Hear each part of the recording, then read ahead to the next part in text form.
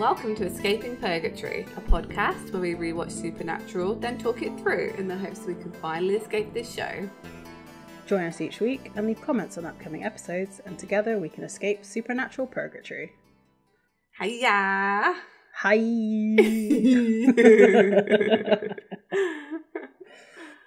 So we're here talking about Hammer of the Gods, episode 19 of season 5. Yep. Directed by Andrew Dabb and Daniel Laughlin, and directed by Rick Bota. Sure. You said something before we started recording, which I totally agree with. Please repeat. Yeah.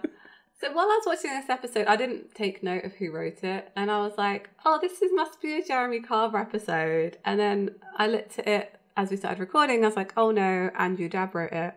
And now I realise that I don't know if I can tell the difference between Carver and Dabb at the moment. Yep.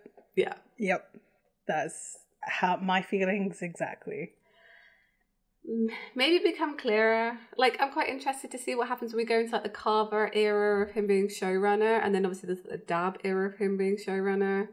So like, maybe it'll be more obvious the differences between them, but I don't know. Yeah, and like, I feel like the reason why those two stand out, I don't like the fact that those two are colliding or like being comparable, because that means that more people are writing Dean like this. Yeah. And I don't like the way that Dean is written in this episode. But he has moments, I'll give him that. Like, yeah, he has a couple of good lines, but like overall, it was like... I mean, he points out himself, he calls himself like having a 12-year-old's humor. It's just like, yeah, but you're like, that's fine. Yeah. But it's also the apocalypse right now. Yeah, like, where's the like emotionally like complex Dean from last week? Yes. Like, where's he gone?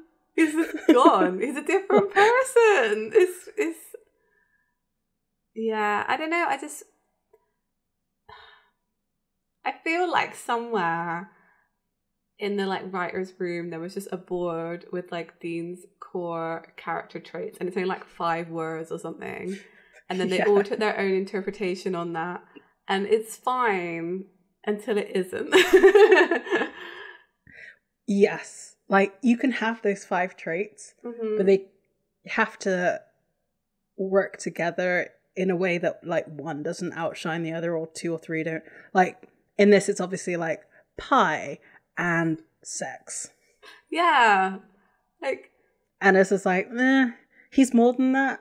This is I think going to be the constant frustration actually in Supernatural, is that we know that the characters, and it's not just Dean, we know that the characters have so much capacity to be like really deep and really interesting, and like fully fledged. Like, they feel like human beings rather than characters. And then you get an episode like this where it's like, oh, this feels like a comic book. Yeah. Yeah. They're two-dimensional. Exactly. That's the problem. Yeah. Yeah. Yeah, definitely. And you'd also mentioned that, like, you were kind of disappointed in this episode. And...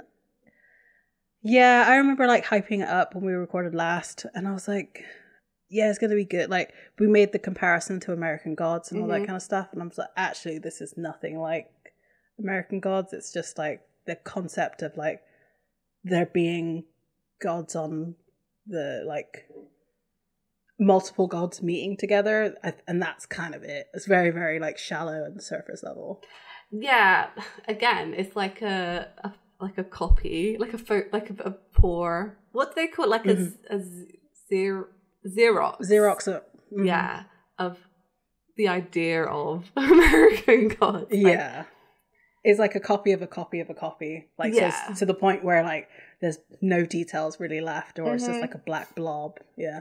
Yeah, because if it's something like this meeting and this conversation had taken place in, like, say, the Sandman University American Gods universe, it would have been so, I don't know, it's been so much more interesting. This sounds so awful. And like, I mean, yeah. I know they've only got like 45 minutes, but there were so many different, I just feel like there was some, they could have just added a bit more depth to this. But this is one of the only, we do see pagan gods throughout Supernatural. And I use pagan loosely, actually, because I was a bit annoyed about their use of pagan in this episode. Of other religions. We only very briefly see them. And in this case, they've all just been like lumped into one other. I don't know. Yeah. It's a bit, there's something a bit insensitive about it. And like, the thing that really got me with it is that they had obviously a few from different areas of the world, but like, it was only, I didn't catch what his name was, but it was only the Chinese god that actually spoke Chinese, or like Mandarin, whatever language it was. Why didn't Odin speak Norwegian? Right, or like, yeah, or just like some kind of type of Nordic. Yeah, or a Scandinavian language, or like, or if you're going to do that, have them all speak their native language, or none of them speak their native language. Yeah, it should be, I feel like it should be all or none, because then you're othering, I don't know, it's just clumsy, I think. That's my issue with it. It's clumsy. Yeah, very much so. Like, it kind of confused me that Ganesh was like this hood dude. Like, the guy who was speaking was very like, a very, very American. Like, you wouldn't find that kind of way of speaking in India. Like, it's like they took a copy of American Gods, because the basic premise of American Gods is that all the immigrants who came to America brought their gods with them, and so the gods who are in America are almost like copies of the original. They're the ones that were taken there and then have their own idea, like their own culture almost within America, which is like, I guess, kind of like an immigrant story, right? So all their gods are also like, it's interesting. So that's why some of them sort of like act certain ways or whatever. But this, like, there's no nuance here. They're just presumed to be the actual gods. It was kind of weird that Boulder was leading the group. Yeah. Like, of all, I honestly, when he was first on screen, I was like, oh, it's probably Odin, right? But like, Boulder? I know, right? Okay, what they did was they got a load of like gods and like put them in a hat and just like pick some out, because clearly, like, there's no way, if anyone knows any like Norse religion stuff, like Boulder would be in charge. He was a nut job. He was going crazy. The only reason that they wanted him to be in charge, and this is my take on it, is because Gabriel is Loki, right? And Boulder and Loki have like a whole history. So makes sense. That's supposed to be brothers, right? So yeah. Well, sort siblings. Of. Yeah. Siblings adjacent. And ultimately, like Loki gets him killed, I believe, as well. Okay. Yeah. Yeah, I think, if I'm remembering correctly. But I feel like Loki got a lot of people killed, which is kind of what happens in this episode. So. Exactly. So I feel like they were going for something, but I don't know. I was just disappointed in it, I think. I'd hyped it up in my mind too much. And I kind of wish that like they had taken more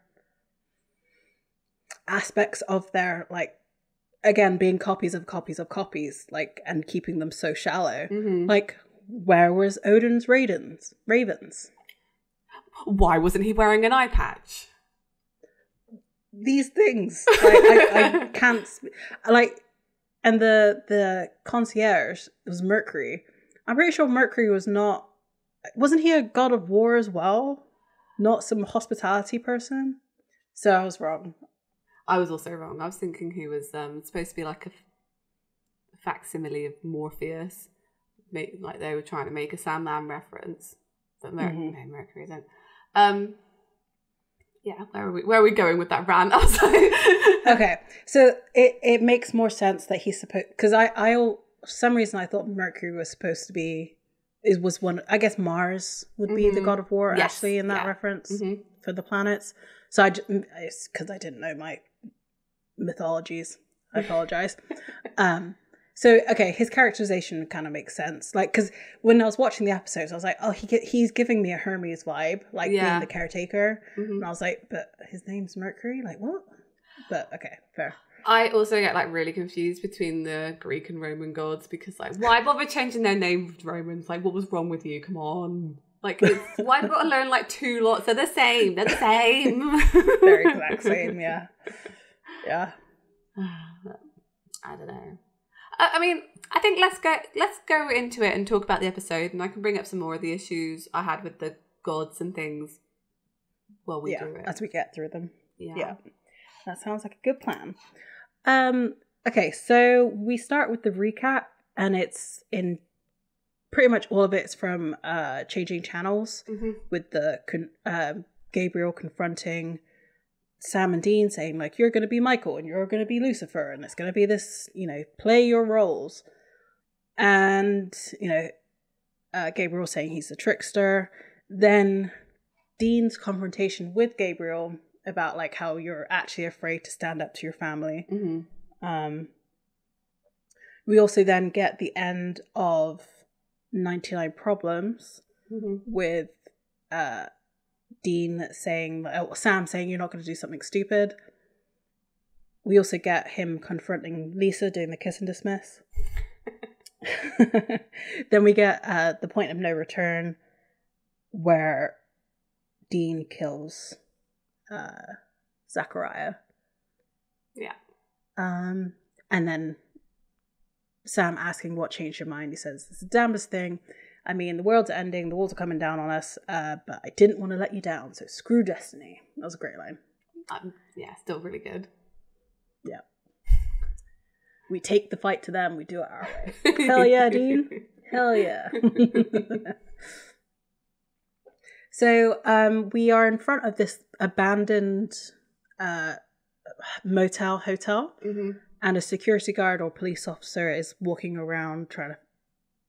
it's not really clear as to why he's going inside. It doesn't look like there's any activity going on inside, but he goes inside, he's looking around.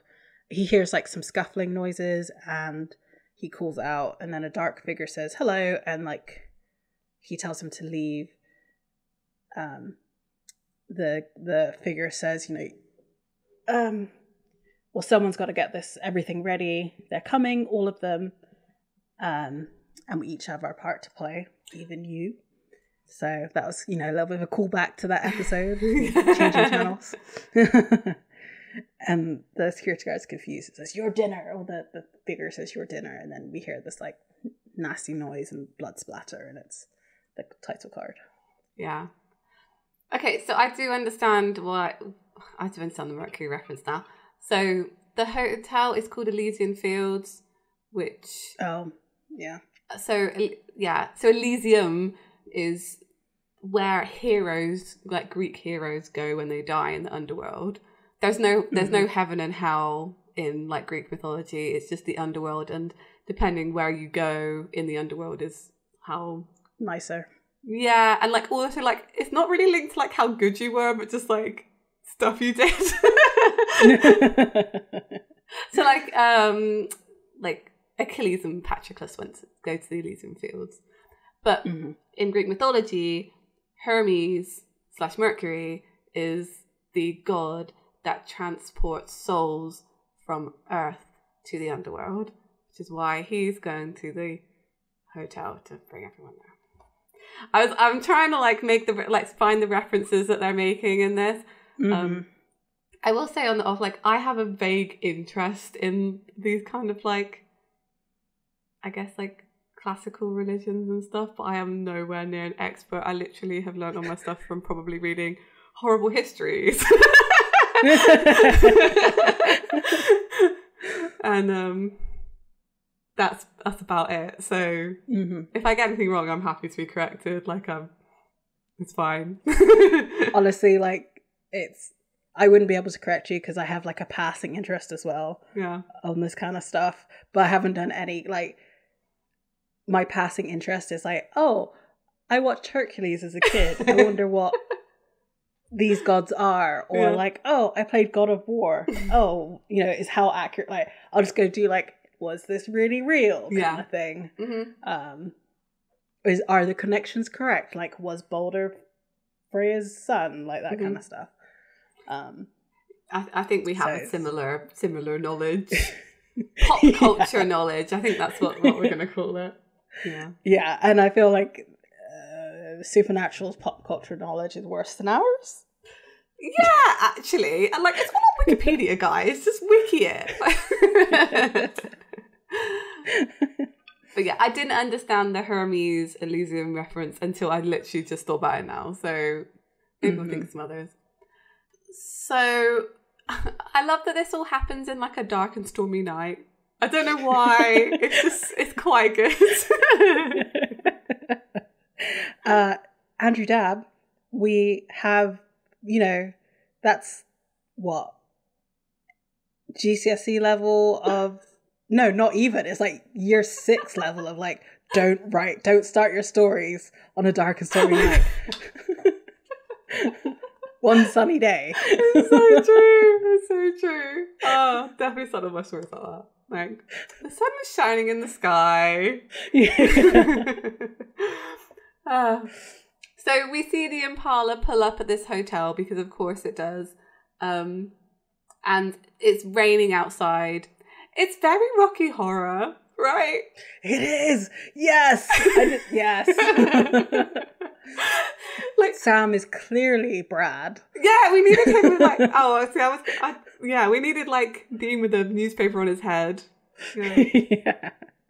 Still my absolute favourite thing ever. I'm going off on tangents here today, but if you ever manage to watch it, there's a stage version on YouTube of the Rocky Horror Show. And if you've ever been to a production of it, like, you know that people heckle them all the time. My favourite heckle of all time is the bit where they turn up at the door and they go, someone shouts, "What's your favourite Lionel Richie song?" And then Riff Raff Evan goes, "Hello." It's my favourite. You don't have to keep that in if you don't want to make no sense anymore. But it's my favourite thing. I need to go watch the Rocky Horror Show. Like, I want to go see another stage production of it. Yeah, me too. Sorry. So yeah, this hotel is like pretty upmarket for Sam and Dean makes a comment about it. It's like, oh, nice digs. And there's also a lot of people there, sort of milling around, which is quite a change from their usual sort of sad hotel. Yeah. So they go to the front desk and a guy called Chad is there. Do you think this was a Rocky Horror reference? No. Okay, no. I'm going to leave it. If there's any other ones, we'll see.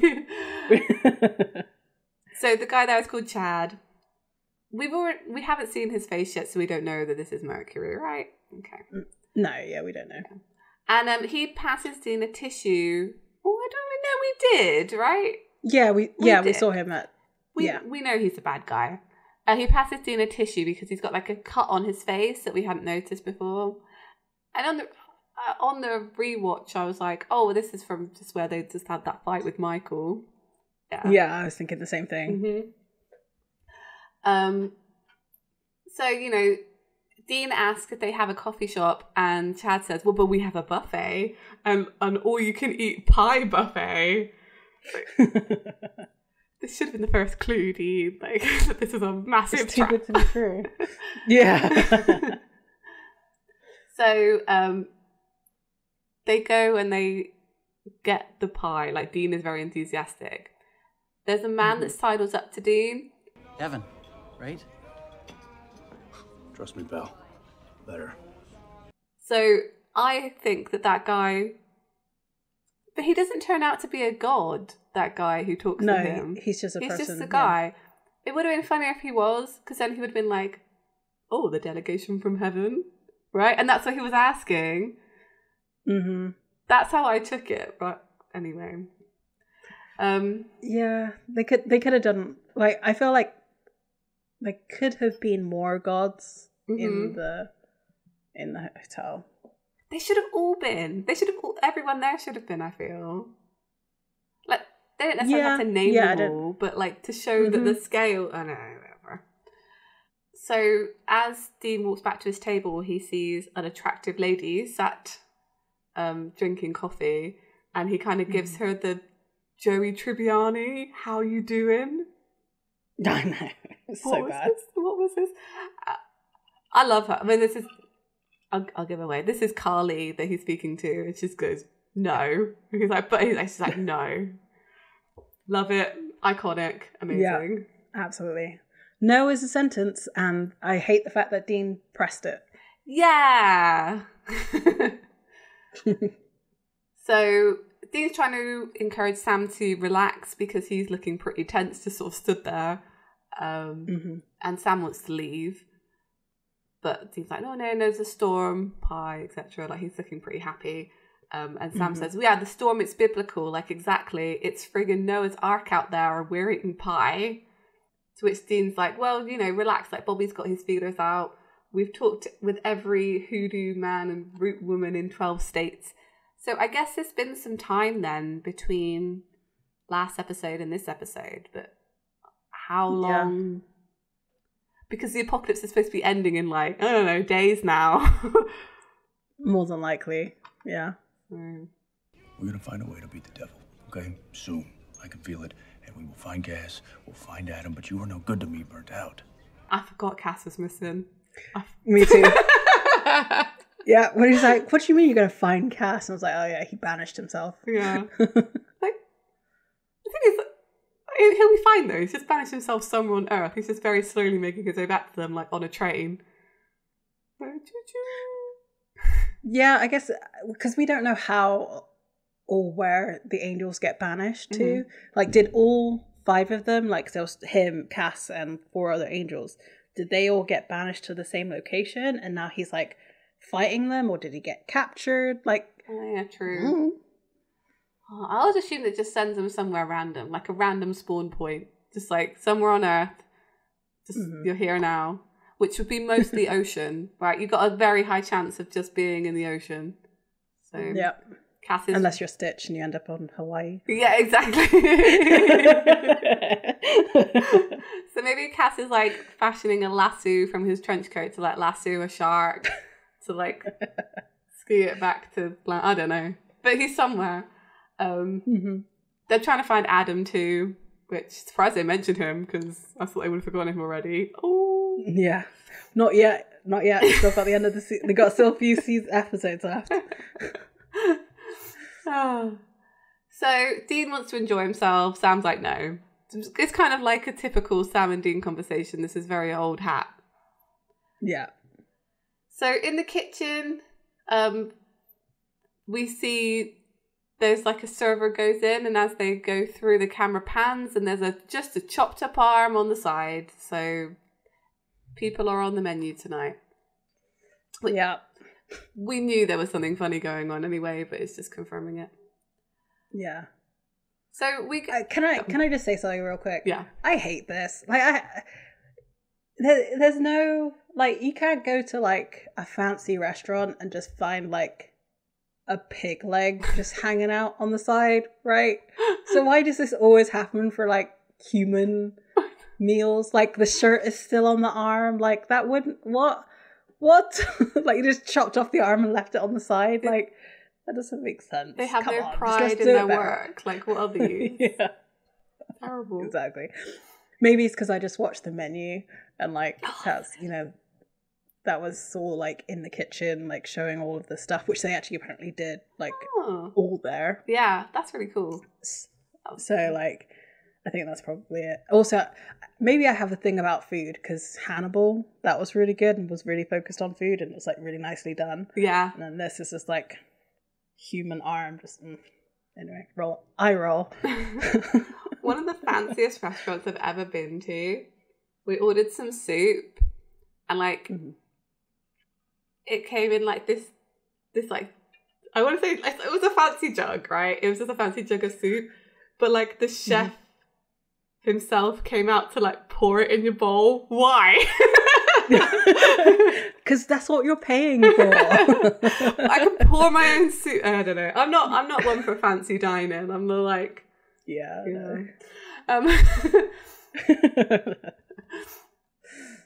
So we go to the hallway where Sam and Dean are trying to get into their room, and across the room from there, as the door is open, and there's a couple just like making out. Oh, what are you, 12? I'm young at heart. He lets it go like straight away. He's quite excited to see the room once he walks in as well, because he's like, ooh, chocolates, and he eats both his and Sam's. He does ask first though. I'm honestly surprised he didn't like run to the bed and like jump on it. Yeah. It was that kind of energy. Yeah. So Dean's excited because Casa Erotica 13 is on demand, so they could watch that. Okay. I kind of want to say something now before I forget. Yeah. So at the end of this episode, right? Right, yes. They watched Casa Erotica 14. Yeah. How often do they watch porn together? Like, had it not been a message from Gabriel, like, Dean's magical intuition led to them getting clues, but like, they were literally about to watch porn together, and I'm just like, and this line as well is just like, well, okay, great, but like, you're not gonna watch it together, surely? Like, you're not that close. No, I mean, we know Sam has watched Casa Erotica, right? Because that was the whole thing. Yes, yeah. Mm-hmm. But he did that without Dean there, which is normal behaviour. Maybe Dean was insinuating that Sam should leave so he can watch Casa Erotica. Yeah. I'm going to go with that. But they still watched something together at the very end of this episode, so it's just like, how often do they do this? I know! Codependent relationship. It just looks very strange from the outside. So Sam is not interested. He's suspicious. He's like, why is this place so nice? We don't stay in places this nice. It's in the middle of nowhere. Why is it so nice? Why are all these people here? But he doesn't get an answer because we hear the couple next door having a good time, and then the bed starts like thumping against the wall, and eventually it's such a loud thump that the wall almost like caves in slightly and the TV falls off. So obviously they both run to go check out what happened, and the couple have completely gone, but Dean finds an engagement ring on the floor. I'm so confused by this, because that whole bit just comes to nothing. Like, who were they? Were they gods? Were they people that got abducted? I think they're people that got abducted. Okay. But yeah, you're right. Like, it's not really mentioned. Like, I don't even remember what they look like to say that they were killed off in the freezer or whatever. Like, the ring never gets taken back. Like, it's just a whole... Okay. It's just, I don't know. Considering this, and also, like, considering this was a trap for... Okay. Considering this was a trap for them, why are they taking the couple next door in the most inconspicuous way possible? If they were just humans, why was the bed banging against the wall with such vigor if they didn't have, like, say, superhuman strength? Yeah, you're right. I'd like, who were these people? Why? And again, like, what was the point in this scene? I think I might go back and watch it just to see who the couple were, so that maybe, because there is like a shot of all of the gods that gets shown, so maybe one of them is also there, but they're so inconsequential. Like, it does, like you said, this doesn't really further the plot in any way, just convinces them that it's more suspicious. Yeah, exactly. But I don't think they really needed that. I guess they needed that because they needed to separate the two of them. But at the same time, it's just like, what? I don't think they are gods, because are there any other women in the meeting of gods other than Kali? I don't think so. I don't think so either. I mean, that's classic. But it could have been the dude. Yeah, that's true. Oh, I don't know. Yeah, that's true. Okay. Though, saying that, with that kind of strength, I'm pretty sure her pelvis is dust. Yeah, that's also true. I was just confused by the scene. It's basically there to make Dean to make a joke and then them to further the plot, but like also it didn't need furthering, like things were going to happen anyway. And also, why would there be an engagement ring? Yeah. Between a god and a human in this way. Maybe I've completely missed the point of this. Someone tell me, I don't know. It's fine. Yeah. So they take the ring to the desk to go ask about the couple, and they just get told they checked out. It's Chad / Mercury again, telling them this. And he's super creepy, like got a weird grin on while he tells them all of this as well. Sam and Dean think it's weird because they're honeymooners to like just check out, especially when they presumably were in the middle of something, as they put it. Yeah. And when they show the ring to Chad, he just says, "Oh, I'll put that in the lost and found. Is there anything else I can help you with?" And Dean says, "No, we're okay." Creepy. Broke the needle. All right, well, I'll scope out the joint and you keep an eye on Norman Bates over here. I mean, one night off. Is that too much to ask? So Sam follows Chad around, but he just disappears down a like dead end corridor at one point. But then Sam suddenly has a cut on his neck, identical to Dean's before, like looks like a shaving cut almost. Mm-hmm. We see Dean with his EMF detector having a look around. He walks past a room and sees an elephant. Like a full elephant. And he kind of like look at his face, it's like, did I see that? And he like walks back and it's just a guy like wrapping a towel around his waist. And he's like, no, this ain't no peep show, man. And closes the door. Which is like, why is your door open then? Yeah. You go out the shower and like you left your door wide open. Of course somebody's going to look inside. Like, exactly, yeah. Like, especially like swinging your trunk. Hey!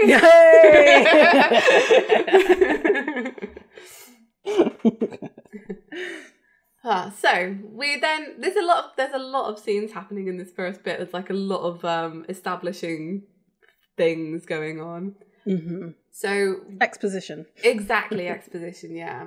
We meet Boulder, who, if anybody ever gave me like anyone who should play, he's just, I don't know, he doesn't scream Boulder to me. Isn't Boulder supposed to be like almost like Herculean, like?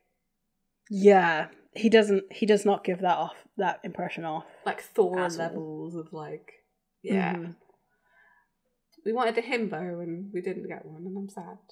Yeah, we got like a discount Ken. Yeah. So he's chatting up Carly because he says, "Oh, you're beautiful," and she says, "You're sweet. I hate sweet." And then Mercury appears to them and says like, "Oh, sorry to interrupt you, but the last guest has arrived." Balder says, "Everything's ready," and he says, "Yes, the pantry's full." And he says, "And the Winchesters." Da, da, da. He said, "Suspicious but under control." I feel like suspicious is an understatement. Yep.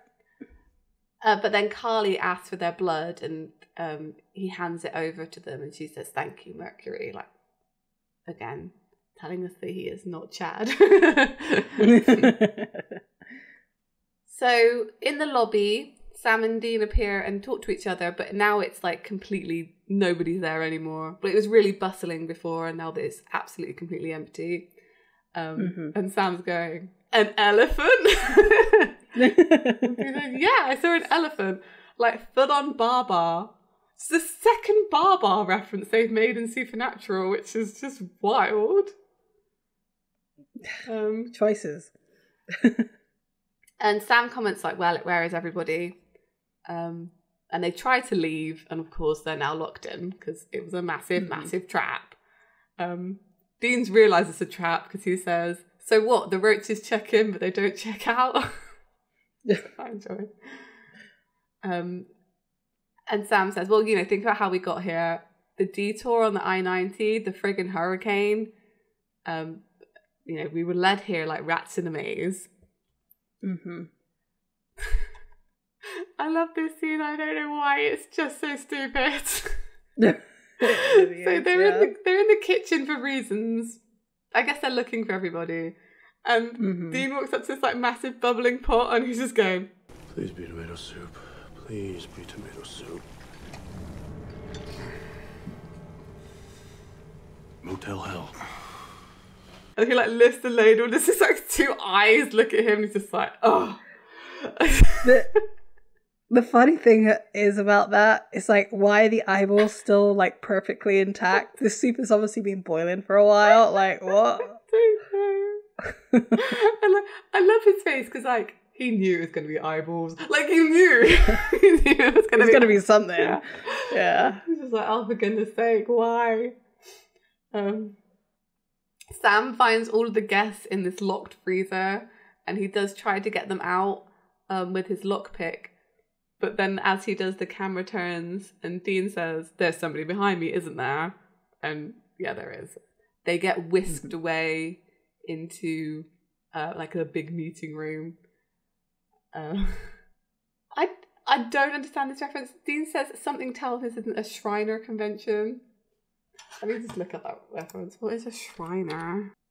Oh, like Masons. Oh, yeah. Okay. And Mercury announces dinner is served, and there's like a tray brought in with a big like a cloche. I learned what a cloche was recently, so I like using the word now. So they removed the cloche, and there's just this like guy's head underneath it. Yeah. And Balder says, "Ladies and gentlemen, our guests of honor have arrived." Yeah. Oh, that was a long act. Felt long. So I want to apologize because I'm going to probably pronounce his name wrong. Is it Xiao Shen? So presumably they've just finished their like main course of this dude, because Balder like clicks his or taps his fork against the champagne glass and to get everybody's attention. He says "ladies and gentlemen," but I think there is, like you said, I think there's only one lady. There's only one lady. I mean, we're presuming people's genders here, maybe. True. True. There probably are some gods amongst them that can be any or none. So, but this is supernatural, so there is one lady in that room. Exactly. Well, in all my centuries, I never thought I'd see this. This many gods under one roof. Gods. Like plural. Like, you know, there are the gods. Like, you've encountered many gods before now. Like, it's not that weird. And Balder continues to say, before we get to the brass tacks, some ground rules: no slaughtering each other, curb your wrath, and keep your hands off the local virgins. We're trying to keep a low profile. He then goes on to sort of discuss why they're all gathered. And he says, the Judeo-Christian apocalypse looms over us. I know we've all had our disagreements in the past. The time has come to put those aside and look towards the future. Because if we don't, we won't have one. And now that they have the bargaining chips, Michael and Lucifer's vessels, the question is, what do we do? And he asks if anybody has any ideas. Xiao Shen, which in a foreign language, presumably Mandarin or Cantonese, says they should just kill them. Ganesh. So as they showed various different gods around the table, it did like a little flash of like who they were with like some like text about them and like their traditional depiction. Yeah. So like Kale is blue with many arms. Ganesh is an elephant head and all that kind of stuff. So Ganesh points out that if they kill them, the angels will just bring them back, because obviously we've seen that actually happen multiple times. Odin, who's like an old dude with a biker jacket, basically, is like sort of dismisses it. He says, you know, if anything, I don't know why people are getting worked up. It's just a couple of angels having a slap fight, which is absolutely true. It's so true. Yeah, I agree with that. Yeah. He says there's no Armageddon. everyone knows that when the world ends, the great serpent Jotunheimer, Jormungandr. I can never say it. Yeah, Jormungandr. I'm just going to cut that out. But Jormungandr, the giant snake, will rise up, and I myself will be eaten by a giant wolf, a great wolf, big wolf. Why can't I read? I don't know. And Xiao Shen is like, oh, here we go, like rolls his eyes and like, here we go. And then they start to get into like an argument because he says, you know, how's that any less realistic than like a giant turtle? Like, give me a break. And he's like, don't mock my turtle. I love it so much. I love this one line of like Xiao Shen saying, boy, I'm older than you. And Odin's like, no one's proved that. And as they are arguing, I don't know what Sam and Dean thought was going to happen. Everybody sat down. They stand up and try to like sneak away. Like, you guys, I know I've said this multiple times. These are not average sized dudes. They are tall dudes. Yeah. Like, when you stand up, even in a normal situation, everybody will be looking at you. Like, at least scoot back on your chair or something. Like, or like try to keep yourselves low. Army crawl out. Like, that would have been more believable than just, all right, let's leave. Yeah. And as they try to leave, Kale like drops the chandelier right in front of them. And so she makes the suggestion that they fight the archangels because that's the only thing they understand is violence. This ends in blood. There's no other way. It's them or us. Mercury chimes in and says, you know, with all due respect, ma'am, have we tried talking to them? Like the pacifist of the group. Yeah. Kale turns to him and like starts choking him out, like blood's coming out of his mouth and stuff like that. And Baldur stops her. Gabriel shows up. Yeah. Can't we all just get along? And before Dean can like call out his name, he like silenced them. Baldur greets Loki, and I'm just like, wouldn't Odin realize that that's not his son? So, I think Gabriel's been playing Loki since the dawn of time. Loki isn't actually Odin's son, right? So true. He could probably get away with it. And like I feel like there was a Loki who looks like Gabriel. Like, I feel like there was an actual Loki, and then they met and like got along, and they kind of did like a whole like Prince and the Pauper situation. Yeah, that's probably true. And if he is really a trickster, then that would like, you know, go with his sensibilities, right? Yeah. You know, I can pull like a massive trick on like all of the gods. The funniest thing about that though is that obviously Loki's supposed to be a frost giant, and like Richard Spite is not a giant. Quite true. Also, does it mean that Gabriel did Gabriel birth a horse and a big snake and a wolf and the queen of the underworld? Because Loki's children are Sleipnir, the eight-legged horse, which he gave birth to as a horse. And then there's Jormungandr, which is the big serpent. And then there's Fenrir, the big wolf. And then there's Hela, who is like... She's basically Mazikeen from Lucifer. She has like weird, like half-rotted face. But she's kind of like looks after the underworld. But yeah, does that mean Gabriel has kids? That's what I want to remember what I'm saying. Well, so if we go with your other thought of like Prince and the Pauper, no. Yeah. So actual Loki did all of that. Where he is right now, or they are, because Loki doesn't really have a gender either. Yeah. They're just doing their own thing. Yeah. I think this does fit in with the theory that they swap places at some point. So maybe the original Loki's like dead, or you know, trapped beneath the earth. I think that's what happens to Loki eventually. It's like pretty grim until Ragnarok. But it works until it doesn't. I do kind of like love they just decided to go from, because originally obviously Gabriel's just like a trickster god. So now he's like the Loki, also Gabriel. They just sort of keep upping his status. Yeah. Yeah. Which is fine in this episode. As much as we're saying that like Dean's characterization is a bit weird in this, Richard's fight can do no wrong in my book. This is great. Like Gabriel's perfect in this episode. Do love it. But Gabriel hasn't changed. He's still the same from the first episode that we met him in. Yeah. So, yeah. So Balder questions why Gabriel / Loki is here. And he's like to talk about the elephant in the room, and like he points at Ganesh and is like, not you. The apocalypse. Do you think he talks like this to everybody because he is kind of, I was going to say because he's older than everybody, but really not. That gets disproven.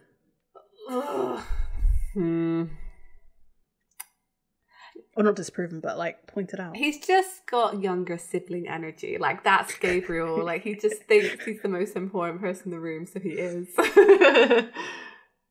Yeah. I would say it's like Leo vibes, but I'm a Leo and I don't think like that. So.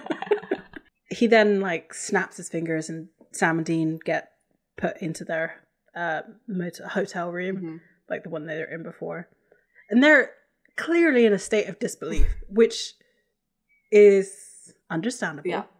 Here's a question. Yeah. Do you think the hurricane and all of that is just a result of all of these gods being together in one place? Because of like we know what happens when angels and all of that appear. They kind of can affect the world around them. Do you think that's the same thing for these guys? Because they are powerful in their own right. Yeah. Do you think it's that? Yeah, it's completely possible. Like demonic omens and stuff, right? So it's just power. Yeah, it could well be. But I mean, they did also lure them there. So I mean, I think the gods caused the hurricane one way or the other. If that makes sense. Yeah, it makes sense. Yeah. So they're gonna try and escape now that they're on their own, but Gabriel's in the room with them. Obviously, probably told everyone to shut the hell up and sit for a minute. And Sam and Dean think that it was Gabriel who set them all up, and he's like, no, he denies it. You know what it is? I just had a thought. What's I'm that? sorry. It does link to that. The thunder and the lightning, they blatantly wanted Balder to be Thor, but then realised they couldn't do it because it would be a rights issue. You think so? I think so. Because they managed to do Loki with no problem. Yeah, but he's not like, I don't know, maybe He's you're not right. Thor. Yeah. Okay, fine. No, fine. But yeah, it would make more sense if they had like a Zeus. Like I feel like Zeus should have been the person in charge. Yes, that would make sense with this dark and stormy night. Yeah. Yeah. So I don't know why they didn't choose Zeus, but there you go. Especially with Mercury there, like it kind of makes sense. They probably had some actors available and like, no one here looks like a Zeus. Like we're gonna have to think of something else, guys. They just put more hair on Odin. Yeah. Oh, I don't know. Put him in a wig. It doesn't annoy me, kind of like what gods they chose, because like no, it's fine. I'm gonna stop ranting about it. It's okay. You think I'm behind this? Please. I'm the Costner to your Houston. I'm here to save your ass. Which made me laugh so much because I've been listening to like the 90s ballad Spotify playlist, and like the first song is from Bodyguard, so yeah. It's like coincidences. I was gonna say, well, how would they know? Like, how would Gabriel know that they're doing this meeting? Because he obviously wasn't invited. But I think it's because of Kali. Oh yeah, 100%. Like, exactly. So Dean's like, well, look at you, like, before you're telling us to play our roles. He's like, yeah, still, the end is nigh. Michael and Lucifer are still going to do the dance the night away, but it's not tonight and it's not here. So clearly he knows what is going to happen, like when and where it's going to happen. it's a choice not to tell them like now, but okay. But it's prophesized in Detroit. Like they know this, right? I feel like Dean knows this. He kind of knows it because of what happened in the end, but like the whole point is then not to try and get to Detroit, right? Yeah, that's true. Just like don't go to Detroit. Like I never understood this about prophecies. I know, like, trying to avoid your fate, you always somehow end up there, and then they're like, oh, you ended up there because you were trying to avoid it. But like, also, just like, don't go to Detroit. But we saw what happened at the end of the monster at the end of this book. Like when they tried to leave the town, the bridges were broken. Yeah, that's true. There's no escaping. Yeah, I was going to say maybe they could run away to Canada, but what would end up happening is that they would be in like Toronto. I think that's the closest big city to Detroit. So they'd end up there and like have to like slowly come down. Oh, we're slowly getting pushed towards Detroit. Yeah, exactly. So yeah, he then admits that, you know, he doesn't want all of the gods to die because the other thing, like he and Kale were a thing. Sam's looking for hope. He's like, do you think we really have a chance? And Gabriel's like, yeah, no, not really. Lucifer's going to turn them into finger paint. Dean asks, you know, just for them to zap them away. And he says, What if I could? But Kale's got you by the short and curlies. It's a blood spell. You boys are on a leash. I don't know enough about her to really know, like, would she really do a blood spell or not? I don't know. I know that she's the destroyer. That's also the limit of my knowledge on Kale. Like, I don't know. I feel like this is a supernatural only thing. I feel that way too. Yeah. Gabriel's just going to try and like seduce her, try and get the blood back so they can go. Dean's like tries to negotiate and says, you know, you get the blood, we'll get the hors d'oeuvres in the freezer. And Gabriel says no, like just try and get out, just try and sneak out.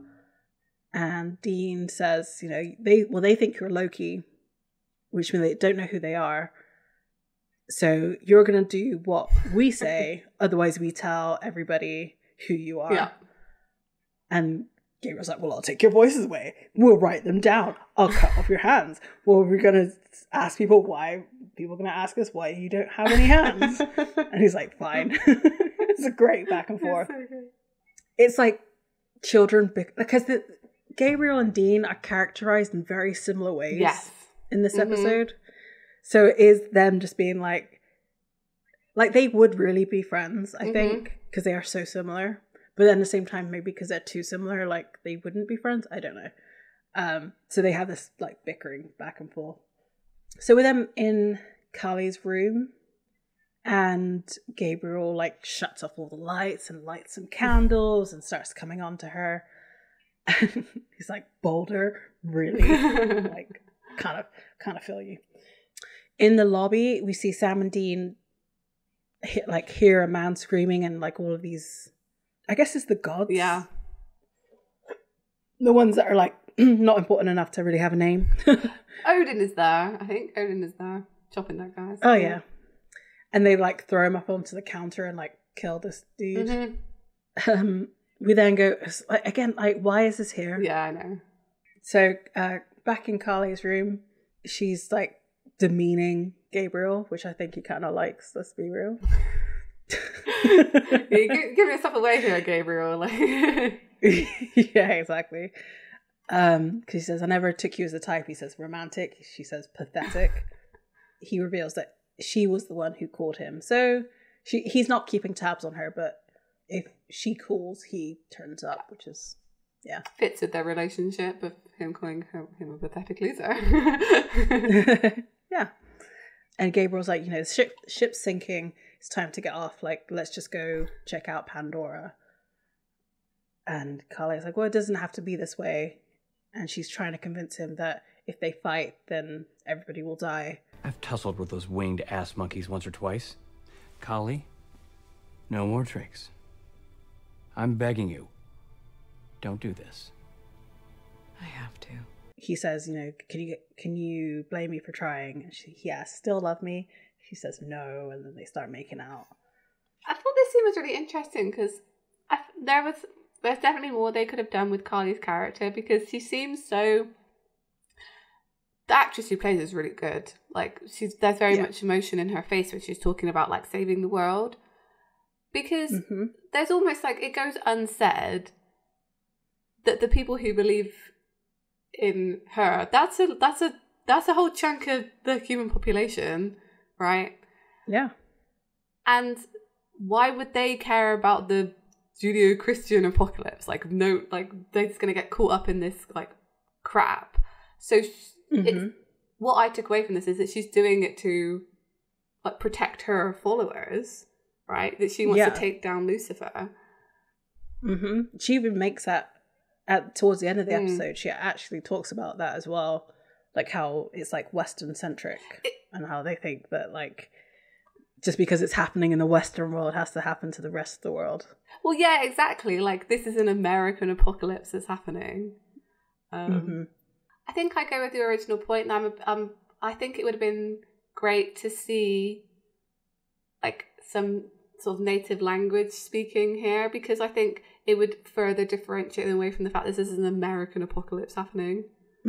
Like, what about the rest of the world? We often ask that in Supernatural, like, what is happening in the rest of the world? Because we never hear anything about it. So to get like a little glimpse of that, of like, well, this is crap. You started the apocalypse in your like stupid country, and now we're having to like come here and deal with it. Like, yeah, exactly. It also like it kind of brings up the question, which they never answer in Supernatural, of like, and I mean, we're sort of seeing the influence of Neil Gaiman in this as well. Like, yes, you've technically killed the body of the god, because that's what happens next, is that they're in the freezer or the kitchen, and then they stake Shao Shen. Yeah. But like, there's still going to be people who will believe in the religion. Yeah. So have they really done anything? Because like would it? That's the question. Are gods in Supernatural tulpas? Right. Because if they are, then yeah, they haven't killed them, right? Because enough people are still going to end up believing in them. But if they aren't, then I mean, I was going to talk about it later, but I'll talk about it now because it fits in. What ultimately annoys me about this is that we find out that Chuck created the universe, so therefore created all of these gods and everything, and I feel like they just completely dismiss every other like religion in Supernatural by doing that. I mean,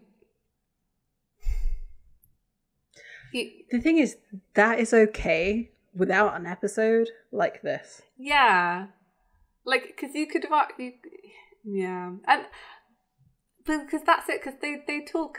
There's a little bit of talk later about like, oh yeah, like, you know, like Western civilization is basically like thinks it's more important than us, and then like in this universe, it's just true. Like, yeah, I don't know how I feel about it. I was a bit annoyed, and then there is a line as well where they talk about like all of these being pagan gods, and lumping all these religions into just paganism is really bad. Like, it's especially since because I think he says it to Mercury, and that's not even well. So I guess it shows the ignorance of Judeo-Christianity, right? Yeah, right? To lump it all together, because the reason why, you know, the Greek and Roman gods died out was because of Christianity. Like, that's true. They changed the rules for everybody. Yeah, exactly. So it kind of almost feels, looking at it that way, this episode feels really wrong. Right. Like, it's just wiped out other religions because it's an angel. Yeah, yeah. I know. Because why should Lucifer? Like, he is supposed to be all powerful, but why should he be any more powerful than? No, I'm going to say this later. Actually, I'm going to say this later. Okay. But yeah, I think it's. I don't know. I just find it a bit insensitive now, and on a rewatch, and I think I quite enjoyed this episode to start with. Like, first I watched it, so I'm a bit annoyed. It's a good concept. I think they just needed to. It again is one of those episodes that should have been written by somebody else. I think so. I'm gonna give them kudos for doing it. Like, at least they kind of like tried to address like what else could possibly be going on in the world during the apocalypse. But yeah. It was done not well. So yeah, it cuts between Sam and Dean fighting Xiao Shen and Gabriel and Carly making out in a room. Very weird juxtapositions. Gabriel tries to grab the blood vials, but is stopped with Carly like cutting him in the same sort of spot. Xiao Shen gets killed by Dean with a wooden stake. Where he got that from, who knows? And we cut back to Carly's room, and she says, "Now you're bound to me now and forever." And then we get this really random cut. Like, I was like, okay, what? Which is that, because I guess this is going into an ad if it was on TV. Yeah. But it's a ad commercial for the Ghostfacer's webisodes. Yeah. We've already done like a detour episode on that. You can go watch that for how we feel about that episode. I'm realizing we probably should have talked about it next, but it was way too far into the season for us to go on a massive detour on this. I feel like it's really weirdly placed. Like, why here? Like, it's nearly the end of the season. Yeah. Like, surely it was out already. I don't remember. It kind of makes sense though. Maybe this is where Cass was. Yeah, maybe. I would go with that. Sure, why not? Actually, I'm gonna walk that back. That back because the 10 episode webisodes have nothing to do with the apocalypse. It's literally just a ghost episode. Yeah. It was that one extra, which was Cass, which would make sense for this because he's trying to find them because they'll witness the apocalypse, right? The apocalypse is nigh. Yeah, sure. Like, yeah. Or it makes no sense at all because Cass is supposed to be missing, and why is he there? You can go one way or the other. We'll go with yours. I like yours better because otherwise it's stupid. Oh dear. Well, because Cass doesn't have his trench coat anymore because he took it off to reveal his chest to do the thing. So he no longer has his phone, so he can't find Sam and Dean. So you went to Harry and Ed. Anyway, I don't know. I'm making it up now. Just write your own fan fiction. I want the whole Cass finds his way back through Ed and Harry. Mm-hmm. Yeah, it was really jarring but quite amusing. Yeah. And it's funny because we were talking about how they appeared in Hammer of the Gods, but I just didn't realize it was going to be in this way. I know. I was like, how are they in Hammer of the Gods? Oh. Anyway, so Sam and Dean get thrown back into the meeting room where they were originally with all the gods. Gabriel says to Carly, "How long have you known?" And she says, "Long enough." And Dean's like, "How's the rescue going?" Carly says, "Well, surprise, surprise, the trickster has tricked us." And he kind of asks her not to, but she reaches into his jacket and takes out his angel blade, which she announces is an archangel blade from the Archangel Gabriel. Mm-hmm. They change how archangel blades look later on in the series because it just looks like a normal angel blade, I'm sure here. Yeah. So Gabe, this line. Okay. So I got wings. Like Kotex. But that doesn't make me any less right about Lucifer. I feel like that would make a really good t-shirt. Just out of context. Just on the front, it says, "I got wings like Kotex." And on the back it says, Does it make me any less right about Lucifer? I don't know. I just feel like it'd be really good.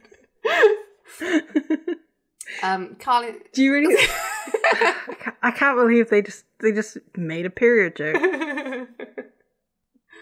Anyway, yeah. Carly says he's lying. He's a spy. But he insists that he's not a spy. He's a runaway. But he's trying to save them. He says, "I know my brother, Carly. He should scare the living crap out of you. You can't beat him. I've skipped ahead. I've seen how this story ends." And she says, and this is what we were talking about earlier, your story, not ours. Westerners, I swear, the sheer arrogance. You think you're the only ones on earth. You pillage and you butcher in your God's name, and you're not the only religion. And he's not the only God. And now you think you can just rip the planet apart. You're wrong. There are billions of us. And we were here first. If anyone gets to end this world, it's me. And then she stabs Gabriel, and he goes, "Ah!" with all this light and stuff. Yeah. Mm-hmm. Mm-hmm. Yeah, I do like this speech. I think it was a good addition to the episode. I just wish they'd had a bit more of that sort of permeating through the episode, maybe about their anger about being like cast aside like this, because it comes across that they're just trying to like save themselves almost. Right. Whereas I don't think that's true. I think they are trying to save everyone else. Yeah, but the thing that kind of goes against that is that she's talking about how she will destroy the world. So they're all, and how Odin also says that this is how the world's going to end. So they're all like, they all want the world to end in their way. That's true. Not this one. So maybe it's almost like an arrogance thing as well. Like, yeah, how dare you encroach on our territory? Mm-hmm. Yeah. It's almost like, oh, Lucifer just like got there first. Right. We've been waiting so much longer to end the world, and here you come along and throw a tantrum and do it first. Yeah. I mean, you're right. It probably is like mostly that. Probably is mostly that. So Mercury goes like, "This is crazy." And then Carly said, "Well, they can die." So in killing Gabriel, she's confirmed that they can kill an archangel so that they can kill Lucifer. And then Dean just like pulls this, what I don't know. I love this because the whole time he's glancing like side eye to Sam, like, "Is this working? I think it's working. I don't know if this is working." Are they going to kill me if I have this drink? I'm going to try. It takes such like, I don't even know what even is this like stupidity to try and pull this off. It's that you know, a blood junkie, a guy with like no money to his name and a GED, like that little attitude has come out for this. I mean, additionally, they've got nothing to lose. They know if they die, they'll be brought back. But look, also, there's no guarantee they're gonna like die quickly, especially if like gods, they could just like eat you. Right? So yeah, because he says, "All right, you primitive screwheads, listen up." And Sam's like, "What are you doing?" Sit the hell down. So he basically insults them massively, and he's like, "You know, any other day I'd be doing my damnedest to kill you, but desperate times, like, even though I'd love nothing better than slit your throats, you dicks, I'm gonna help you." It goes all like high and mighty on them, like, "I'm gonna help you." Me, a mere human, is gonna help you gods. So he's like, "You want Lucifer, dude's not in the yellow pages, but me and Sam can get him here." And he negotiates between them letting the humans go, and then they can all fight Lucifer together, or they can eat him. He's like, "You lame ass bitches can eat me." Literally. So all the humans get sent out because Dean's like hustling them out of the front door. And then they kind of like look at the Impala, and Gabriel's just there like, "Act natural." You're asking Dean to act natural? It always reminded me of that IT Crowd episode where they all stood around and they're like, act natural, and there's like do like a pose and like, no, more natural. It's like more pose.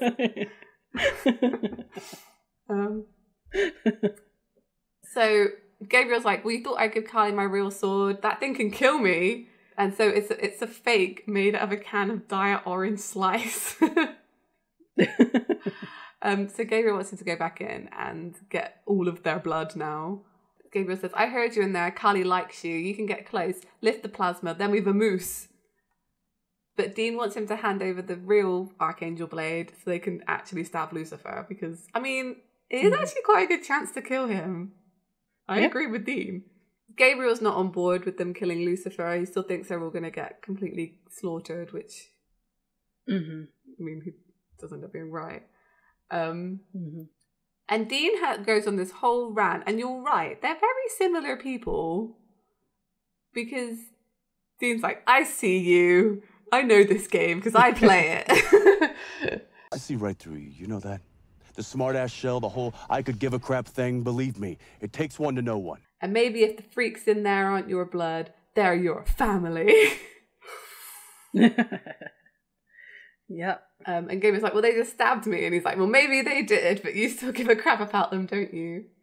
And that, you know, they're going to die in there without you. To which Gabriel replies in like quite a little boy voice, like, I can't kill my brother. And Dean says, can't or won't.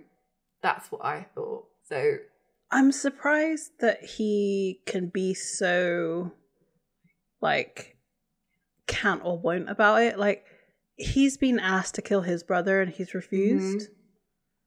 Like, I'm not quite understanding how...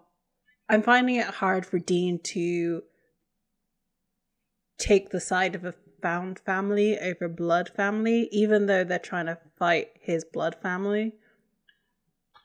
Because if you look at, like, some of the times, especially in this season, he's called out Bobby for not being his dad, right? Not too long ago. I know he's also had a change of heart since the last episode, like the beginning of the last episode and the end of the last episode and this one. So I can't quite square that away, that he's so like, you're such a baby for not wanting to kill your brother, even though I feel like in Dean's mind at this moment, blood family is more important than found family. Yeah, it's a tough one.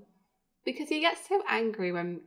He's so much more into a case when there's family things involved. You know, he just feels it so much more. But it's... Yeah, for him to just be like, well, you're just like a weak-ass guy for not wanting to, like, kill your brother. It doesn't sit right. I feel like there should have been more empathy here from Dean. Yeah. And I feel like a different episode, there would be more empathy from Dean. I agree.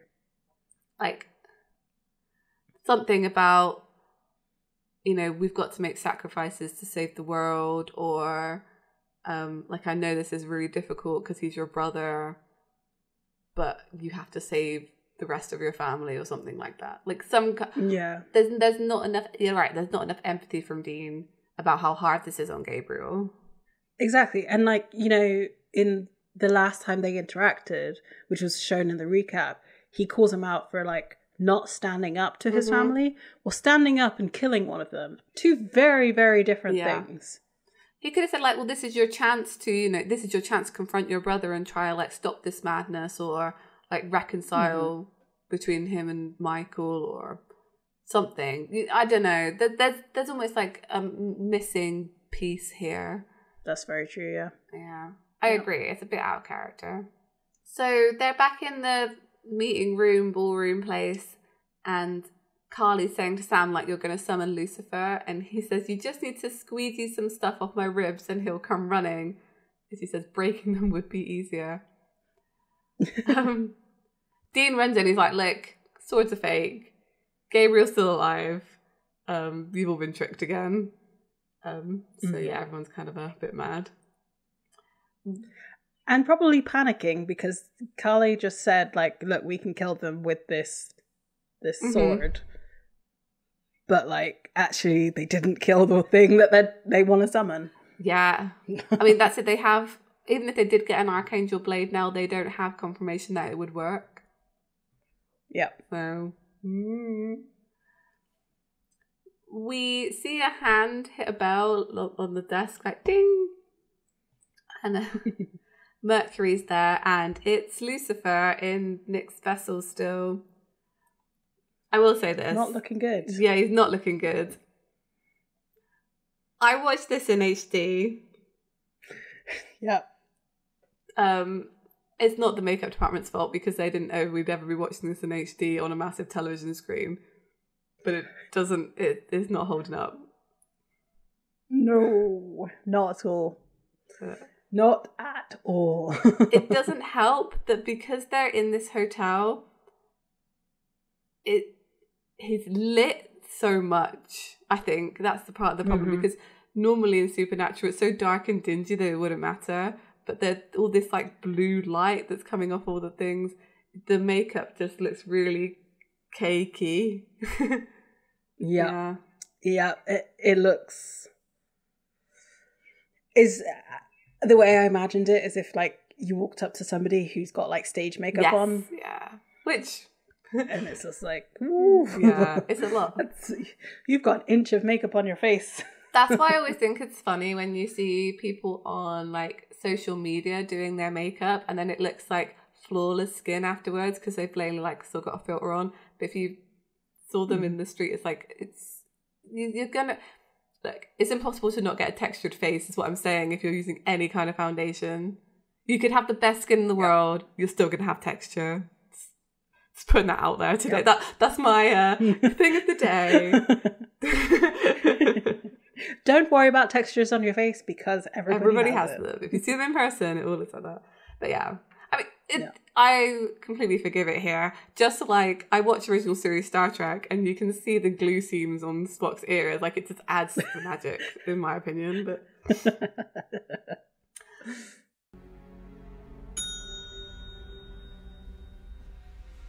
checking in. Oh, he's so smarmy. And he doesn't yet feel like season 7 Lucifer yet. He still has that like condescending way of being and like holier than thou, which obviously makes sense for this episode. So like I am very curious as to see, like I would love to know why his characterization changed. And I don't think that's a question you can really ask Mark Pellegrino at a convention. Yeah, it's a tough one. In my opinion, I think it's season 6. I do. I think after this season, I think it's when the characterization changes, and then I feel like it just gets more and more exaggerated as the series goes on. Yeah, because there's like the change, like there's the Lucifer in Sam's head that becomes the real Lucifer. But I'm interested to see it as well. I think, but I'd like to know why as well. So Mercury says, Lucifer, thanks for coming. And he says, oh, you did right by calling me. And Mercury's like, well, the way they're all talking in there, like, it's just insane. It's like duplicitous. Like, he's clearly, like, playing both sides. Do you think he's playing both sides, or he thinks, like, this is actually the solution? Because he already made the suggestion to, like, just talk to him. Do you think he's just, like, that naive? Yeah, is Hermes a good diplomat? I don't know. I mean, I guess, I don't know. Yeah, I'm not sure. I'm really not sure why he did this, because surely Lucifer's going to kill all of them. I feel like he should have said, don't shoot the messenger, because that would have been funny. Yep. Yep. They missed out on that one. Because Lucifer says, I never understood you pagans. That's where that line comes from. Lucifer says it. Yeah. Always happy to sell out your own kind. No wonder you forfeited this planet to us. You are worse than humans. You're worse than demons. And yet you claim to be gods. And then Mercury gets killed. his neck just goes plunk and is gone. Yep. And he says, and they call me prideful, which I thought was quite a line, actually. Yeah, that's really good. So this is where like his Lucifer's arrogance comes through, because I think he is just lumping all other religions as paganism, because that's what they did back in the day. Like anything, not everything, but most things. Right. And I'm gonna forget. Like, it annoyed me when I watched it, but in thinking of it, like it's something Lucifer would completely say, and like I'm actually okay with this line now. I've decided I'm okay with it because you're right. It's arrogance, which is what the point that Carly was making. Actually, it's all just arrogance. So everything like starts to flicker because as Lucifer appears, he's so powerful now that like he affects the world around him. So all the lights in the ballroom flicker. So Balder's like, "What's happening?" We hear Odin screaming outside, and Lucifer kills him. He explodes Ganesh, and there's Baron Samedi as well, and he also kills him. And we see Lucifer like coming closer and closer, like quite menacingly. Sam says it's him, and Carly says how. Do you think Sam just knew it was him from like, oh, that must be Lucifer, or do you think he knows, like because of like psychic stuff?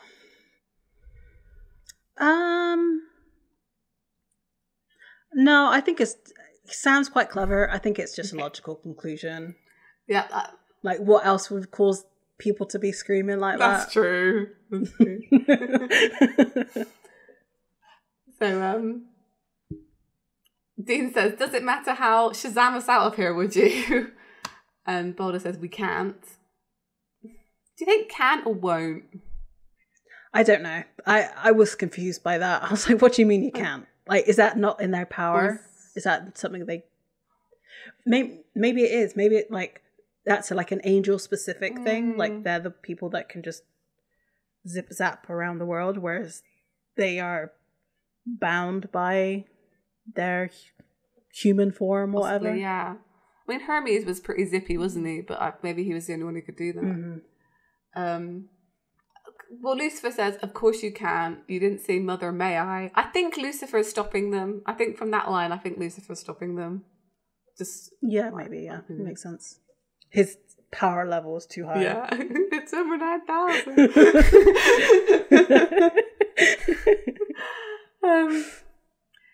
And he's like, "Sam, Dean, good to see you again." Kylie says, "Balder, don't," but he goes after Lucifer and he's like, "You think you own the planet? What gives you the right?" And he like tries to go at him, but Lucifer stabs him by like plunging his hand like through his chest. Like, a classical style. And Lucifer says, "No one gives us the right, we take it." So Carly gets really angry, and because he's killed Balder, and her arms sort of like envelop in this sort of cool fire, which she tries to hurl at Lucifer, but he just like nothing happens, and nothing happens. Like Pokemon fighting. Yep. And then Lucifer just like punches her, and she gets sent flying backwards. Sam and Dean are just staying out of it. I think this is so funny. It's just like hiding behind the table, like I mean, this is what the apocalypse is going to be like, right? They're two powerful beings fighting. You just got to stay there like, okay, all right, I guess.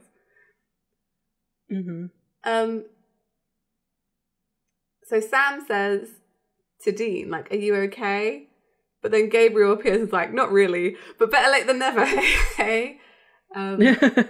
He hands Dean a copy of Casa Erotica on DVD and says, "Guard this with your life," and then appears in front of Lucifer just as he's about to kill Carly. He says, "Lucy, I'm home." Love that so much. You know, so when he said this, with this being all like different kinds of gods, It reminded me of Hercules, where Hades is like, Zeusy, I'm home. And it's the same kind of entrance as well. Yeah, it's pretty good. I enjoyed it a lot. I love Gabriel. Wish we had more Gabriel. Yeah. Goodness sake. I agree. So he picks up Carly and says to Sandy to like, get her out of here.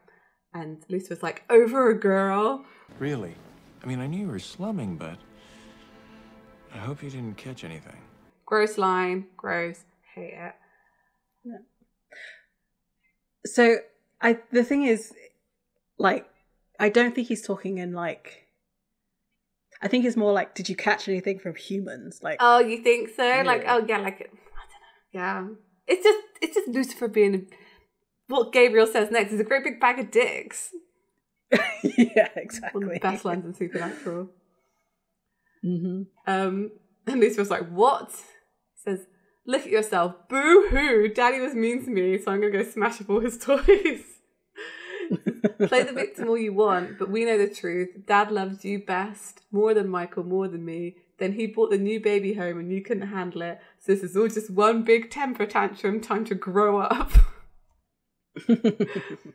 We cut to the parking lot and Dean and Sam are trying to get Carly in the Impala and she's like, no. But eventually she gets in and the three of them drive away. We cut back to Lucifer and Gabriel having their showdown. And Lucifer says, like, Gabriel, if you're doing this for Michael, you know, have you picked a side? And Gabriel's like, screw him. If he were standing here, I'd shiv his ass too. Lucifer calls him disloyal. And he says, oh, I'm loyal to them, to people, you know, because... and when Lucifer asks, like, you're willing to die for a pile of cockroaches, Gabriel says, you know, Dad was right. They are better than us. And he says, they're flawed. A lot, you know, but a lot of them try to do better, to forgive. You should see the spearmint rhino. I've been riding the pine a long time, but I'm in the game now and I'm not on your side or Michael. I'm on theirs. But Lucifer says, brother, don't make me do this. Which Gabriel says, no one makes us do anything. Yep. It's true. I know you think you're doing the right thing, Gabriel. But I know where your heart truly lies. And then over his shoulder, we see a second Gabriel who goes to stab him, and Lucifer turns and stabs him instead. Yep. And he says, amateur hocus pocus, don't forget you learned all your tricks from me, little brother. And then Gabriel dies, and we have like a zoom out of his wings covering the floor of the hotel. Sad times. I know. Come back. Yeah. So before we get into the last part of the episode, because it doesn't really address anything that happens prior to this, because this is the end of all the action. Do you think the reason why Gabriel survives, I'm just gonna spoiler, because we see him again, is because of what Carly did? She did a blood spell and bound him to her for now and forever. Yes. I think so. It makes total sense, actually. Now I think on it. And I never really thought of that before. I always assumed that he planted some essence in the DVD, like Samara from The Ring. You're right. I mean, I'm sure we get an explanation as to why he's still around when he comes back. Like it probably was another trick, because he knows how angels die, right? So there's no reason for him to not fake it again. Yeah, I can't remember if we get an explanation. It's just there, and like I'm trying to remember. See, I can't even remember when he comes back. So literally, but he does, and I think it's a perfectly valid explanation that Carly has a hold over him, because she should be extremely powerful.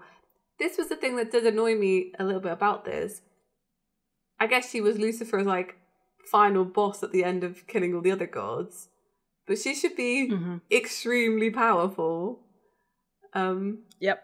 But again, we're not going on American Gods logic, are we? Like where the amount of people who believe in you meet to like your power level, you know, how strong you are. Because obviously in that respect, Lucifer would also be incredibly powerful. Yeah. I was going to say, but if we could use that logic for just America. That's true, yeah. We couldn't use it for the world because obviously I think there's more people who believe in Hinduism. Must be, yeah, surely. Right? Than, because if you think of how the population of India is like larger than the population of America. Which also would make Xiao Shen way more powerful than he was. Like Dean should not have been able to like stab him in the back so easily. But anyway, so yeah, power levels in this episode don't really make any sense. Because like why did Dean have to kill Xiao Shen in such a specific way? Or is it maybe because Lucifer is that powerful that he can just like snap their arm off and stab them and that's fine?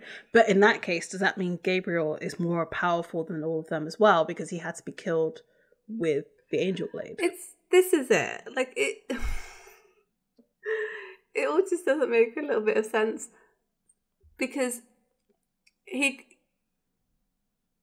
presumably, because Dean went and got that stick, right? He got the like thing to kill them. So presumably they are thinking that all of those gods that aren't angels can be killed with, like, in the way they've killed all other pagan gods, like the Christmas ones, etc. So Supernatural itself is also all lumping them in together. Could Kali have also been killed with a stick with some blood on it? Who knows? But you're right. Like, why are angels and like special in this almost? I feel like each of the gods should have had to have their own specific way to be killed. That's why they were so like screwed being there, because they would never be able to figure that out. Right. Exactly. And then you also have the we kind of had confirmation that that's how gods work with the Christmas god, because remember they were saying that, like, you know, we used to be all of this because we had all these people worshipping us, and we had it with the Paris Hilton god. So worshippers matter in Supernatural. Yeah, they do. I mean, ultimately, I guess Kali got away. Maybe Lucifer's getting a power boost because the literal apocalypse is happening. So it's like his moment to shine. You know? Yeah, right. Yeah. I mean, we've talked about it at length in this episode. I think it's just a bit weird. Yeah. So the thing that you wanted to save to is it you want to save to the very end? That was it. Talk about Kali's power level compared to Lucifer, because I just feel like they could have had a really good showdown here. I just think he beat her too easily. There could have been a really good fight happening, and like they probably just didn't have the time or whatever, which is fine. But I would have liked to have seen them more equally matched than him just punching her essentially. But she did survive that punch. She did, yeah. So if you look at like everybody else, like Boulder, for example, he put his hand through his chest. Like her head didn't come off her shoulders. True. Yeah. Yeah. So there is that. But at the same time, it's just like, so I think this is the reason why there were no other female, like women gods, is because they can't really show like a dude beating up a woman on TV. He exploded Ganesh. Like, he's exploded people. The clicky fingers is fine, surely. Yeah, exploded lady. Yeah. I'm all for equal rights in Supernatural. Yeah. And then, talking about power levels, like Ganesh should also be super powerful. I mean, Shiva is Kali is a destroyer, right? But I don't know. Anyway, we'll leave it. I'd be interested to hear from someone who maybe does practice Hinduism as to how they feel about this episode, actually. If there's any listeners out there, like I'm fairly interested. If not, I'll have a look online. I'm sure someone has written about it. Right, that's actually a really good point, because there's no one really practicing Norse religion, whatever that would be. Again, I don't know what the technical name is. Baron Samdi, I think his name is. He's a voodoo god. So there still would be some people practicing that, but not very few, I'd imagine. I don't think that's a huge community out there.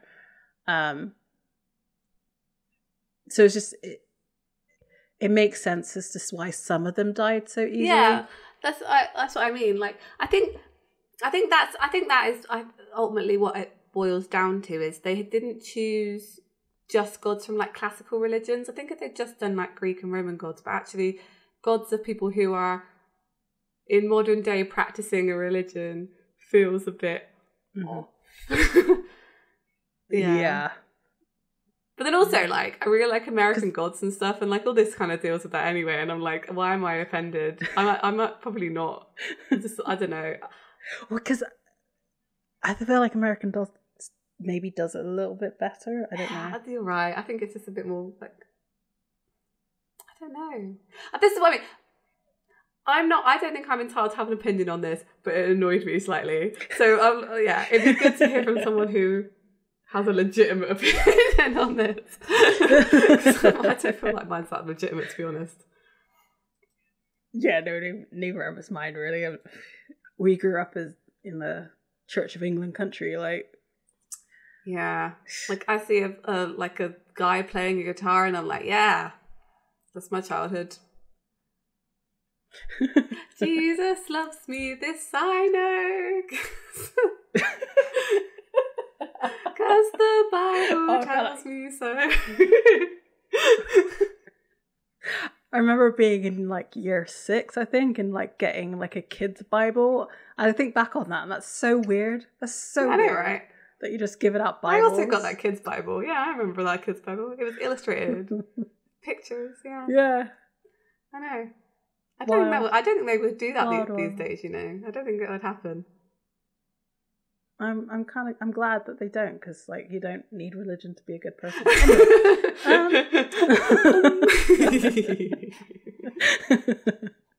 I might cut that out. We'll see. So all right, getting back into the episode. Let's finish this out. So a red title screen comes up, and I was like, "Why is there a porn intro?" Don't ask me how I know that. Don't ask me how I know that.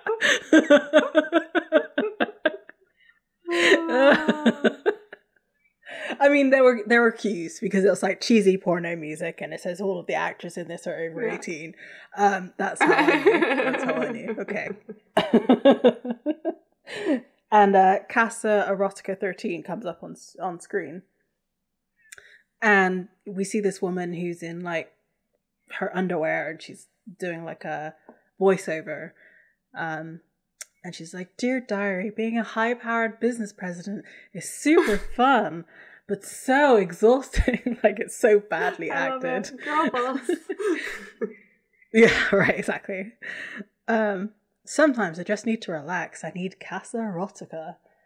And then there's a knock on the door, and it zooms out, and there's Cass and Dean like on the side of the road watching this DVD, just on the side of the road. And I'm just like I said earlier, like, how often do you guys just decide to watch porn together? Like, what sparked the conversation that like we should watch this movie that Gabriel said for me to guard with my life? Like, what? The thing is, like, knowing Gabriel, like, I would have thought he just handed me porn. Like, I just, you know, it was his final joke.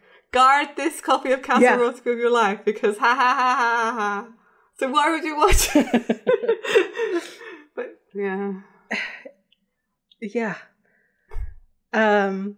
Dean has clearly seen this before, because Sam says, Gabriel wanted you to guide this with your life. He says maybe he's a fan. It's a good one, so he's seen it before. Well, we know he's seen it before, because he was excited about it in the hotel room. The door so the lady goes to answer the door, and it's Gabriel in like his porn stash. That's so true. Like slick back hair. And is just making sausage jokes. I guess, you know, the fact that Sam and Dean are like kind of disturbed by watching this maybe is like clue that they don't really watch it together, because it's like it is very awkward. But at the same time, it's Gabriel making out with this woman. So it's just like maybe they're just like, ew, like this is not something we want to see. Like, why did he send us his home video? Like, what? It's like watching a co-worker gave it to you or something. Like, you know? Yeah. What would have made this really good is Dean saying like, hey, this is not how it goes. Or something like that. Yeah. I would like that. Like, just something to indicate that this is like, they knew this, like he knew this wasn't normal. Mm-hmm. But then Gabriel turns around and like takes off his fake mustache. He says, Sam and Dean, you're probably wondering what the hell is going on. Well, if you're watching this, I'm dead. And he's like, oh, please stop sobbing. It's embarrassing for us all. You know, he says, without me, you've got zero shot at killing Lucifer. Sorry, but he can be trapped. The cage you sprung Lucifer from, it's still down there, and maybe, just maybe, you can shove him back in. It's not going to be easy. You got to get the cage open, trick my bro back into it, and, avoid Michael and the God Squad. But hey, details, right? He then tells them that Lucifer doesn't even know that the cage is there and can still trap him, and that the keys are out there. There's more than one, there's 4, and they're not keys, they're rings. They're from the Horsemen, which is what you said a few episodes ago, because I was like, why are the rings important? Well, here they are. And he says, you got them, you got the cage. Can't say I'm betting on you boys, but hey, I've been wrong before. He says then, Dean, you were right. I was afraid to stand up to my brother, but not anymore. So this is me standing up. And then he's like, you hear in the background, and this is me lying down. And then like it goes into a whole scene. Let's just put it that way. So they have a plan. Like, you know, the Horsemen, we already have 2 of the rings, and it shows footage of Sam cutting off War's finger, and then Famine's ring that they got. And so, yes, they have a plan. Which, when this happened, I was like, oh, this is why Sam says yes to Lucifer. Like, I couldn't, like, in my mind, it was always abstract, but it's because they need to trick him into the cage. Yeah, so, of course. You're right. That's why I remember now. Yeah. Nick is literally falling apart. So they can't use his vessel, so it has to be Sam to take him on to then go into the cage. That's the whole thing, isn't it? They're like, oh yeah, I just need like a split second to like throw him into the cage. I can do it. Yeah. Mm-hmm. Oh yeah. And he's like, I have the willpower to be able to lock him down, to like get him down there. And it doesn't work for a minute, and then it does. And like, it means we were right, because the reason he says yes to Lucifer is because he's blinking so self-righteous that he believes he can do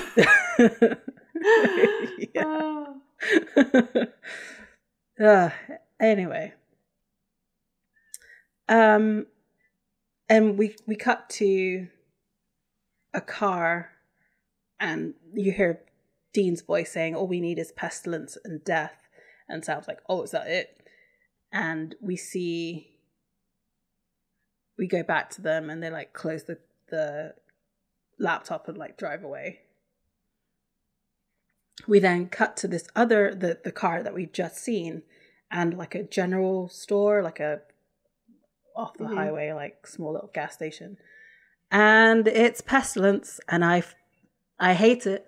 I absolutely hate this entire sequence, because he's clearly very sick. His nose is red, and like he sort of shuffles into the shop. And he like the guy is like reading a newspaper that says like stay inside. Like, did you see? No. Did you see what the newspaper said? It was like, worldwide influenza, Surgeon General's advising that you stay at home. When did that just happen? I was like, we don't talk about it. We don't talk about what happened. No, we don't talk about it. And so Pestilence was walking around the shop looking for like flu medicine, and he's like sneezing, and it's like spraying everywhere. He's touching everything, and it's leaving like goop behind. And he like sneezes onto the box, and like goes up to the counter and then sneezes in that guy's face, which this should just be like a pro like mask advert. Like, this is why you wear masks in shops, because some guy could just sneeze like directly onto your face. Ugh. Yeah. I feel like this is worse than like Sam getting spat on by the zombie. Yeah, this was worse. This was mucusy. Ugh. Yeah. At least it was clear mucus and not like... Anyway, it's still gross. It's still gross. He then pays for his items and leaves, and like as soon as he gets outside, he like drops the act of like... You know how when you're sick, you kind of like shuffle and like you just feel kind of like the world is crumbling around you. Well, he loses all of that and he's like perfectly fine. He gets into his car, and he also in the store there's like a whole bunch of flies that are going around. Like there starts to be one, and then a few more, and then quite a lot more. And then in his car he like throws the like flu medicine into the passenger seat, not really caring about it, and more flies just take over the entire interior of the car, which is really gross. Oh, I was confused at what his like license plate was supposed to read, and apparently it's supposed to say sick and tired. I was like, I did not get that at all. I was like, sick trend? What? Skin trend? Skin trade? Like, what is going on? It's sick and tired. And he's like smiling to himself and happy as a clam in his den of flies, which is gross. And the credits roll. Guess who's going to be in next week's episode? Oh, no one watched the Pestilence one. It's gross. No. Yeah, no, I don't want to watch it either. It's funny, the screenshot of it like is Sam and Dean in masks. Oh my god. The timing. I mean, Supernatural ran for so long that it's got like the Simpsons effect sometimes, where like something's happened. You know, they did some predictions. True. You are correct. Oh, it's a flu virus as well. For goodness sake! I mean, it's the obvious choice, to be fair. Yeah. This episode, I feel like I've said so much about this episode that I don't really have any final thoughts on it. Like, if you like this, like if you like the idea of this, just go read American Gods instead. Like that's my feel about it, actually. Yeah. I get that too. It was a fun concept, and like most things Supernatural, executed poorly. Yeah, I think that's the main takeaway. Yeah. It's very much like a bottle episode. Like they're all in like one space as well for the whole time. That's what it felt like. Like limited set changes, and Sam and Dean didn't like do a whole lot really. They were just there. They didn't do anything. They showed up. They bore witness. Witness. Yeah. And will I watch this episode again? Probably not. I think it's only worth it for the Lucifer Gabriel fight. I think that's worth it. Yeah. Yes. Yeah. It's not even really a fight. It's just like a verbal light showdown. Stabbing. Yeah. So the next episode is The Devil You Know, and looks like Crowley's back. Exciting. Ayo. Yeah, exactly. Yeah. I have no idea what happens in this episode or the next two. So, well, I know what happens in Swan Song. I remember most of it, but we'll see. I've probably forgotten the loss of it. Me too. I know for certain. I probably know like the last 15 minutes of that episode. I know 2 minutes of 2 minutes to midnight or whatever. Probably exactly the same called. 2 minutes I know. This one, yep. And this next one, no clue. So I'll be excited to see how it goes. Because we're getting to the end. I can't believe we're like basically at the end of season 5 now. No. Yeah. It's wild. Wild. Like I feel like we're kind of coming to the end of the good part of Supernatural. Ooh, you said the you know, the quiet bit out loud. You said it. I don't know. I'm very excited for season 6 actually. So, well, okay. Let me rephrase that. We're clearly coming to the end of the structured Supernatural, because I feel like after this they kind of flounder a little bit, just because they don't know. And it's fair, because they thought that, you know, they planned 5 seasons and then suddenly it turns into 15. Like, how do you plan for that? Like, I'm sure at some point they made like maybe 3 season arcs, but like, you know, TV was so up in the air. I mean, it still is. Like, you never know when your season's just going to be cancelled because of whatever reason.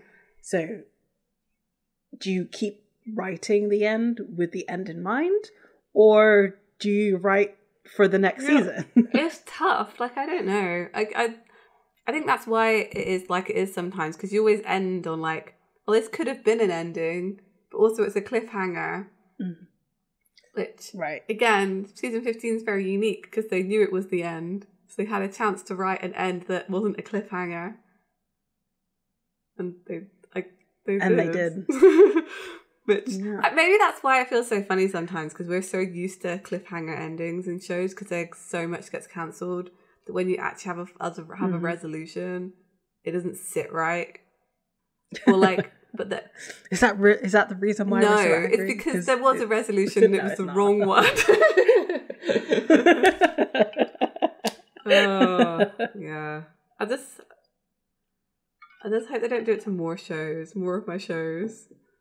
You know, like, I can't dedicate that much time to them anymore. Yeah, this was an episode. I think it's fine. And yeah, we're nearly done. Should we? Let's wrap this on up. Let's take it on home. Sounds like a good idea. So at the end of the episode, we'd like to thank the Pixel Agora for his amazing logo art. You can find that on a coaster on our Redbubble store.